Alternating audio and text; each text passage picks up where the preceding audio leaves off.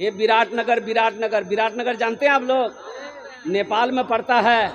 एक मदरसा बना, मोहल्ले वाले बोले कि भाई 5 गो मौलवी साहब छे तो 5 आदमी तैयार हो जाइए, एक मौलवी साहब का खाना का इंतजाम कर लिए। मीटिंग हुई तो 4 आदमी तैयार हो गए। वो मास्टर साहब थे, दर्जी मास्टर साहब, बोले कि आप भाई, बोला हम अपनी माँ से पूछेंगे, तब मेरे घर की मालिक मेरी माँ है। बोला जाइए पूछ के आइए। माँ से पूछने गया कि अम्मी एक मौलवी साहब और खाना सब बोले जे, तो माँ बोली कि भूल से भी मौलवी साहब का नाम मत लेना।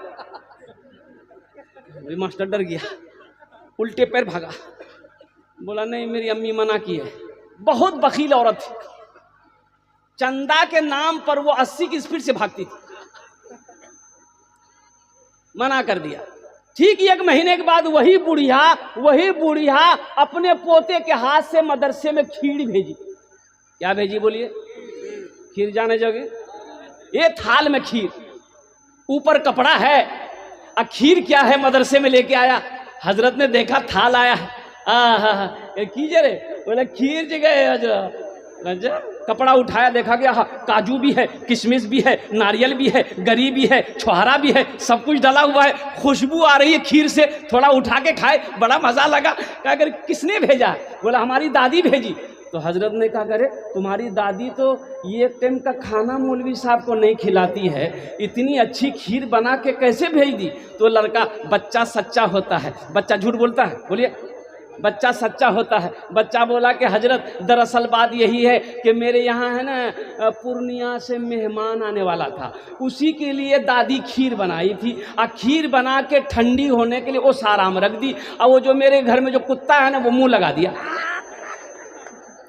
तो मेरी माँ बोली कि फेंक दो, तो दादी बोली कि कहाँ फेंकोगे?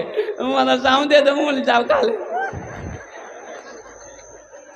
इन उलमा को हकीर ना जानो, ये वो जमात है। अल्लाह अकबर कबीरा। कुरान को देखना सवाब है, माँ बाप के चेहरे को देखना सवाब है, खाने काबा को देखना सवाब है, उसी तरीके से आलिम दीन के चेहरे को देखना भी सवाब है। एक लड़का मुंबई में रहता था, मुंबई से घर आया, बीवी बोली अब अकेले मुंबई में खूब ऐश करते हैं, घर में हम अकेले परेशान हो जाते हैं, इसलिए अब की बार आप बम्बई जाइएगा तो आपके साथ हम भी जाएंगे। शौहर बोला कि अरे पगली तू वहां बम्बई में जाके क्या करेगा?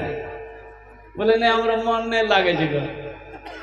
तो शौहर बोला मन नहीं लग रहा है, को गाय खरीद के दे रहे हैं, गाय चराना, चारा खिलाना, दूध निकालना, खुद पीना, बेचना भी टाइम पास हो जाएगा।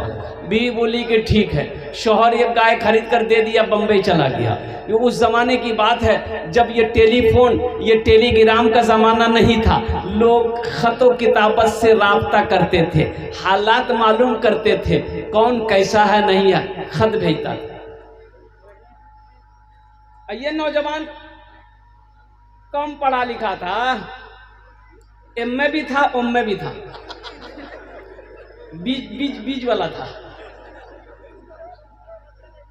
गाय खरीद के बीवी को दे दिया, बंबई चला गया। 1-2 महीने के बाद बीवी खत भेजी, ये बेचारा खत मिला, खत पढ़कर जारो कतार रोने लगा। तो उसका रूम में रहने वाला उन लोग बोला अरे की बोले जो कोई हादसा बोला घर के? बोले भैया बहुत बड़का हादसा पहले। बोले क्या हादसा हुआ? बोले भैया वो गाय खरीद के दिए थे, वो गाय बकरी हो गई। बकरी भले गाय के बकरी है जे? बोले ने खत्म लिख लो जे, हमार बीवी लिखल गए कि गाय बकरी भाग गए। उसी में जो पढ़ा लिखा नौजवान था बोला कि अल्लाह ये खत देखे कहाँ है, कैसे बकरी हो जाएगी भाई? तो वो नौजवान पढ़ा लिखा था, वो पढ़ा खत के मुन्ना का अब्बा को मालूम हो कि घर में सब ठीक है, जो गाय आप खरीद कर दिए थे वो गाय बिक्री हो गई। बोले ग्राम तो बिक्री लिख लो जी। बोले हमारे समझ ले कि बकरी भाग ले।